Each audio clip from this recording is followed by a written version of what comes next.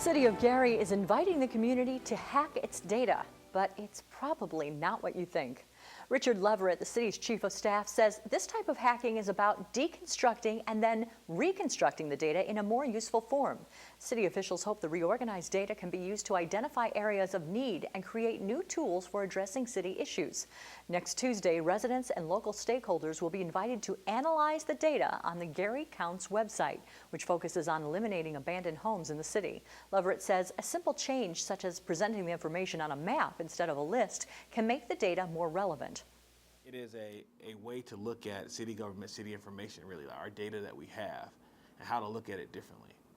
Different just than just the normal government reports and those things, but how you can visualize it, make it actually useful to the community. Our role as Lake County's philanthropic partner is really to help bring government, businesses, nonprofits, technologists, and entrepreneurs together to look at how we can bring open data to the city of Gary, but also hopefully see it replicated throughout Lake County. The Gary Open Data Hack Night will take place Tuesday, June 24th from 3 to 6 p.m. at Indiana University Northwest. The event is free and no computer expertise is needed to participate. A project several years in the making will give an old train depot a new lease on life, thanks to the Porter County Career and Technical Education Center. The Canadian National Railway's Grand Trunk Railway Station, built in 1912, had been vacant for years and was scheduled for demolition. Instead, it's going to be moved from its old location at 207 Bush Street in Valparaiso to Career Center property on July 7th. A public fundraising campaign will be conducted after the move to help cover the costs of the depot's renovation. Mr. John Groth, principal of the Porter County Career and Technical Education Center, says the depot's interior space will be renovated by Career Center students in the electronics and construction trades programs. Depot renovation will create much-needed instructional space for the school. Some much-needed corrections brought the Indiana legislature together for a rare and brief post-legislative session. The State House met to address what it called technical errors, most of which were in the criminal code reform legislation, HEA 1448. That bill goes into effect on July 1st. Speaker of the House Brian Bosma says that HEA 1448 is one of the largest legislative undertakings in recent history, and lawmakers did not wish to wait until the next regularly scheduled legislative session to address the errors. In other state news, the Secretary of the Indiana Family and Social Services Administration, Deborah Minot, has announced her resignation. Her resignation comes at a critical time for FSSA, as the state waits on federal government waivers to expand HIP, the Healthy Indiana Plan. Minot gave no reason for her resignation, but says she will be working with the governor's office to ensure an orderly transition to new leadership. An evening spent cooling off in Lake Michigan turned tragic for a man from Hammond. 18-year-old Jose Alcazar and some friends jumped off the pier at Walhalla Beach in Whiting around 10 o'clock Monday evening. Alcazar began to struggle in the water and disappeared beneath the waves. Whiting Police, the U.S. Coast Guard, and the Department of Natural Resources responded to the scene. When Alcazar was found, he was unresponsive. Lake County Coroner's Office pronounced Alcazar dead at 11:36 p.m. and gave the cause as accidental drowning. According to Lori Harvey Kegel of the Northwest Indiana Times, family members say Alcazar could not swim. Jose Alcazar leaves behind a 2-year-old son. Alcazar's death was the second drowning reported this week. The first involved 2 young brothers from Gary. For more on that story, here's Sarah Holst. Kristen, it's been called an unfortunate sign of the beginning of summer, a series of accidental water-related deaths in the region. 9-year-old Donnell Smith and his brother, 8-year-old Terrion Smith, died last Sunday after jumping into a water-filled excavation site in Hobart. I spoke with friends and family of the brothers who say the boys were happy, affectionate children who brought joy into many lives. This week, dozens of friends, family, and community members gathered in support of Tatiana Smith and her family. I decree and I declare, Father God, that she'll be blessed with faith, favor, and fulfillment. Just now, everything is quiet. The other kids that's there, they don't want to be there no more. They actually haven't even been there since the situation happened. The situation Smith is referring to began Saturday, June 14th, when her sons Donnell and Terrion went outside to play with other children in their Glen Park neighborhood near the border of Gary and Hobart. The children walked to a nearby property where excavation work was underway. Approximately 30 minutes later, Smith's daughter returned to alert her mother that the boys were in trouble. She's a 3-year-old little girl that knows exactly what happened to her brother. She can tell you more about it than I can, and she's only 3. According to a press release from the Hobart Police Department, the excavation site was filled with water more than 12 feet deep. 4 officers pulled both boys from the sandy bottom of the pit. Donnell and Terrion Smith were pronounced dead at a local hospital later that night. This is Donnell, and this is Terrion, and they were my everything. Throughout the week, crews have been to the site to remove equipment and post no trespassing signs and a wire barrier at the entrance. Before all this, where was everything at? Where's the owner at? He knew this property was dangerous. Why you didn't have no signs out there then? We know we don't ask kids not to do this and not to do that, but they were gonna play regardless. I wouldn't recommend no one, not even a grown person, to go over there. That's how serious it is. So for them to wait till now, after something that happened to my kid, to drain the water and put concrete down there, it's a problem. I have a big problem with that. And for the record, everybody has something to say, and had something to say on Facebook about where was the parent and where was she at, why was she 1 to 10, because I was at home. They left out their yard to go play with their other friends. They didn't supposed to leave out the yard. This was just something that happened. I love my kids and everybody else's kids. If you have kids and they come to my house, I would love your kids like they mine too. Elizabeth Renta remembers when Terrion entered her first grade classroom as a shy, quiet kindergartner who loved math. He was my little right hand in the classroom. We just bonded so well together, and the kids, they all loved him dearly, and he was an angel in my classroom. Fellow teacher Geneva Bates says she couldn't have been more proud when Donnell earned a Pass Plus on this year's I-STEP exam, placing him in the state's highest performance category for the test. In class, Donnell, he was a social butterfly. A lot of times he would finish his assignments and he wouldn't mind helping others, and he had a lot of patience. Before the vigil on Wednesday, Smith shared fond memories of her sons, like one morning when they sheepishly confessed to missing the school bus. I dropped my little sister off at work and come back, they stood outside. What y'all doing? Oh, well, we missed the bus. How you missed the bus? We went to the candy store at 6 o'clock in the morning. But the joyful memories only seemed to bring brief comfort to a mother struggling to understand the tragedy that took her sons' lives. But I got to deal with it now. This is the life I have to deal with. And nothing that nobody gives me or bring to me can bring my babies home with me. To hear their voice again, I would love to hear their voice again. It's too quiet. Like I can't even scream no more. Can't holler at nobody no more. Because they gone. A fund to help the family cover the cost of both funerals has been established at Chase Bank. Community members can make donations at any branch in Indiana or Illinois until July 1st. Like, you think people don't care, but people really do care. And that's the hardest thing. I have a lot of support, but it hurt. A visitation for the boys is scheduled for July 3rd. We turn now to a different issue affecting children, education.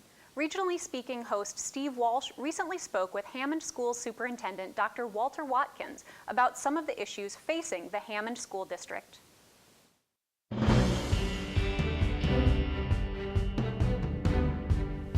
While other districts are struggling with closing schools, Northwest Indiana's largest school district, Hammond, is looking at making major changes to turn around schools with chronically low test scores. To talk about it, we have Hammond Superintendent Walter Watkins. Superintendent, welcome. Thank you. Nice to be here. So you have, Gary's looking at closing 6 schools. East Chicago has had to close a school. Mm-hmm. You're not doing that in Hammond, but there is some significant turnaround. You've had to get rid of, what, 4 principals of elementary school and the principal at Hammond High? Well, we really replaced 6 altogether, 5 elementary and Hammond High School, yes. Well, tell me what happened and why you're doing that. Well, we're doing that because the state has identified those schools as priority schools, meaning they're persistently low achieving. And one of the tenets of turnaround calls for replacing the instructional leader of the school. So that's what we did. We, based on state recommendation and looking at school performance, we took those principals and took them out of the role of instructional leadership and we hired new replacements to take that responsibility. So under that state turnaround model, you don't really have a lot of choice. They basically say you have to replace the leadership. Not really, yeah. But what struck me is that the principal at Hammond High, her name is Leslie Yanders. She was actually brought in a couple of years ago under the last time Hammond High was under the turnaround gun, when it was risking maybe being taken over entirely by the state. Yanders was brought in, and now you're replacing her again. In some ways, that seems like that may not be particularly productive at this point. Well, but the goal of turnaround is just that, turnaround. And when the state pumps $6 million into a facility, in addition to the resources that the school city put in to support that initiative, we just felt that we needed to move in a different direction rather than continue down that path of not making the school better achieving than it has been. So you agree with it, that they had to be replaced? I agree that we needed to do some things differently. I don't necessarily know that replacing the principal was the route we should have taken in all of the schools, but because they were all priority schools, I couldn't treat one priority school differently than another priority school. And again, the basic tenet of turnaround is replacing the building principal. It just seems like you've already done this once. What will doing it again accomplish? What, at Hammond High? Yeah, at Hammond High. And do you need to go in a different direction, doing something radically different than just replacing the principal yet again? We realize that that's what needs to be done. And, you know, there's a kind of a saying that I go by, that the road to success is always under construction. And if we knew how to really succeed, we'd go right there. So we correct in flight. If something isn't working, 3 years was a long enough time for us to feel that maybe this was not the right path we needed to go down. So we're making that change, and that's exactly what we're doing, constructing the road, trying to be successful, and correcting as we go, and not waiting until we get to some point where it's a dead end. It does seem at some point, though, that this might be tough for leadership here to have changes many times in a row. You have a point there, but we went through a very rigorous selection process, and we were able to replace all of the principals that we had to take out of those roles. All right, well, that's right. Unfortunately, we're going to have to leave it, at least for right now. This has been Hammond Superintendent Walter Watkins. It's one test where a no on all queries is a positive result. A new clinic in Northwest Indiana is hoping to give more residents a chance to pass the test by focusing on education and prevention. Information, any contact numbers you need? It's an ominous list. Gonorrhea, chlamydia, trichomonas. And East Chicago health officials want to replace this catalog of some of the region's most contagious communicable diseases with a better checklist. They give you like information on STDs and how to prevent it and your chances of getting it if you're not using protection. Okay, I know what to look for. I know what not to do. I know where I can go get help if that ever happens. A recent ribbon cutting for a new clinic to test for sexually transmitted diseases at the East Chicago Health Department is an answer to calls. Yes, ya tengo el estudio. After the clinic ended primary care services, residents called to ask for testing. Gary and East Chicago are the only two cities left in the state that actually have health departments. Some physical fitness and nutrition type grant services that were discontinued. So we converted them to this opportunity with the state to have a formal STD clinic. We've taken those grant dollars and hired a nurse. The state money will also fund a stock of antibiotics. It's a unique way to tackle an all too common concern in the region, STDs. A May 2014 report from the Indiana State Department of Health shows Lake County, Indiana has the second highest rate of HIV-related deaths in the state. Still a large amounts of chlamydia and gonorrhea that go undiagnosed and untreated.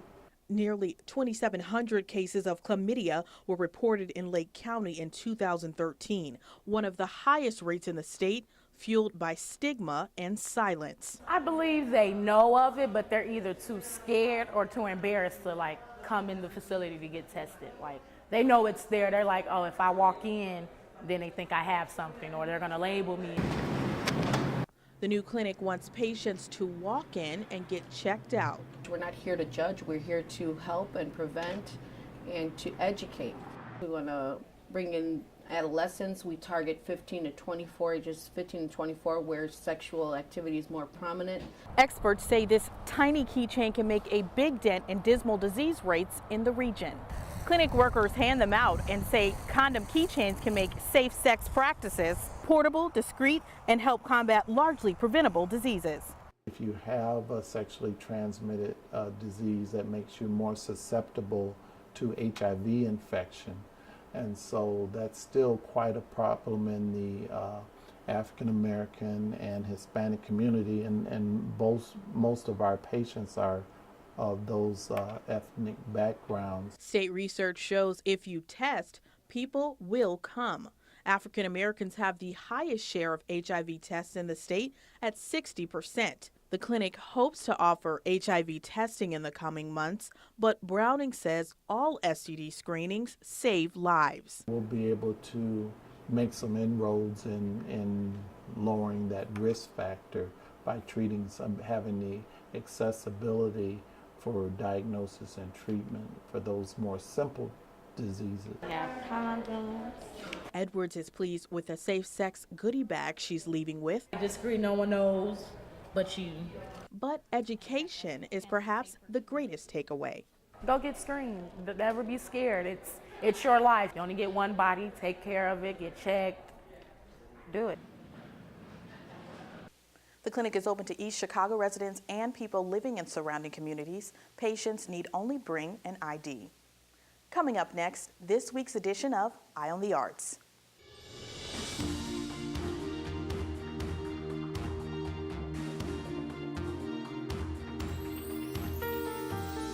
Hi, joining me for this edition of Eye on the Arts is Bob Swan, president of Harbor Country Opera. A new name. Thank you very much. It's Hi, John. a new era. Yes. Formerly Opera at the Acorn. Yeah. And for several summers now, you've come and told us about what you have on tap for the season. This is our 9th, I think. Ah, is it so? Harbor Country. Where is your new location then? It's in New Buffalo, which is about 6 miles away Sure. from Three Oaks. In a beautiful auditorium at the Performing Arts Center, which is part of the high school. Oh, great. Okay. Yeah. And you have Isolde Jones coming back. Isola.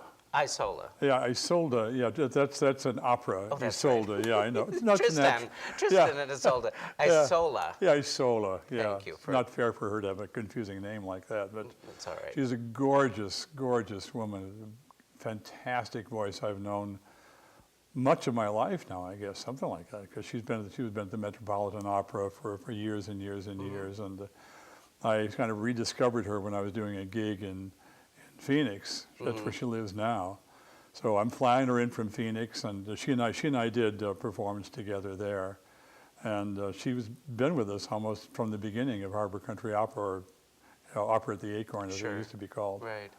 So you usually do more than one show? I usually do, summer. but this year I'm pulling back. I nearly killed myself doing an opera all by myself last year with sets and costumes. And you played all the roles too? Yes, I did, yeah. I'm sure. You were good. You were a wonderful soprano. Well, thank you very much. I had to learn a whole new role and stuff and deal with all this kind of stuff. And I thought, let's just pull back a little this year. Yeah. And we're coming back to the Acorn for our Christmas show, which is good. Such a charming place. We'll be doing that December 20th, in case anybody wants to remember that. Well, that's great. Yeah, it'll be a wonderful night. I've got a couple of singers coming along. A tenor named John Concepcion. You know John, don't you? I've heard of him, yeah. Yeah, and he's a fantastic tenor. Well, we have to go. Really? But thank you. Already. So stop. Thank you for being here to tell us about it, Bob. Thanks. And thank you for watching. We'll be back again next week with another edition of Eye on the Arts. In our Jump in the Lake segment, we're always looking to check out fun and unique activities in and around the Lakeshore region. This week, we motored to Lansing, Illinois with a whole bunch of other people just wild for wheels. We're in Lansing, Illinois, checking out some absolutely extraordinary vehicles as we cruise through the town on this week's Jump in the Lake.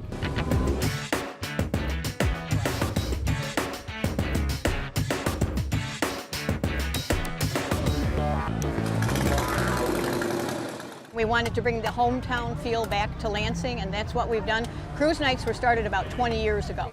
There are people we have in town that say they plan their vacations around cruise night because they want to come, the camaraderie, seeing neighbors, and I mean, as you can see, we get thousands of people that come out, we get hundreds of cars that are here, and it's just a wonderful event. Smoke on them. Want to put the smoke on the camera? People from the neighborhood, people from a couple towns over, from Munster, from Highland, from Sherrville, from Lowell, all over Northwest Indiana, who are sitting out here in their lawn chairs watching the cars go up and down the street. Talking to people and just enjoying the evening.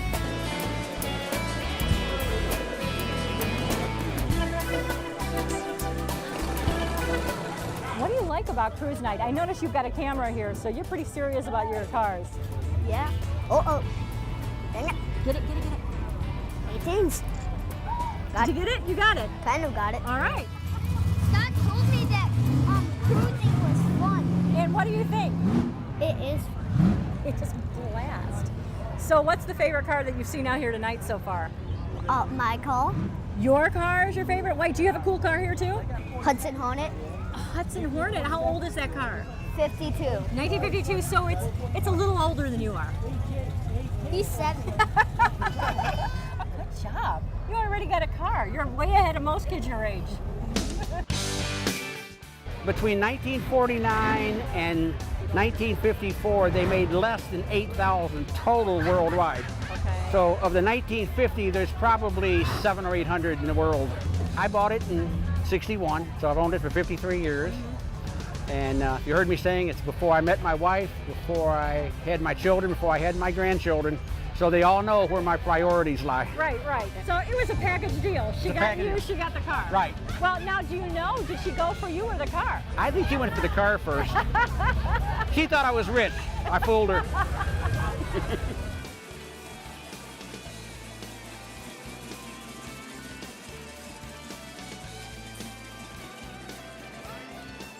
If you'd like to see more of our story on Cruise Night in Lansing, go to lakeshorepublicmedia.org and click on Jump in the Lake. So Hillary, what are we working on for next week? Well, really, this month is a pivotal and monumental moment in history, really. 50 years after the Civil Rights Act of 1964, we're going to honor that by taking a look at how far we've come race relations-wise in the region. I had a chance recently to sit down with Reverend Dr. Jesse Jackson Sr., and he's really going to take a look at how some things in Gary shaped how we are today. Excellent. Look forward to that. Yeah, great story, and we're always looking for great story ideas. If you have an idea for a story or a comment about our show, any kind of feedback, we do want to hear from you. You can send any of your thoughts, questions, or concerns to tvfeedback@lakeshorepublicmedia.org, and as always, you can reach us on Facebook and Twitter as well. Again, we do want to hear your feedback and ideas for stories. We thank you so much for joining us. We hope to see you next time on Lakeshore Report.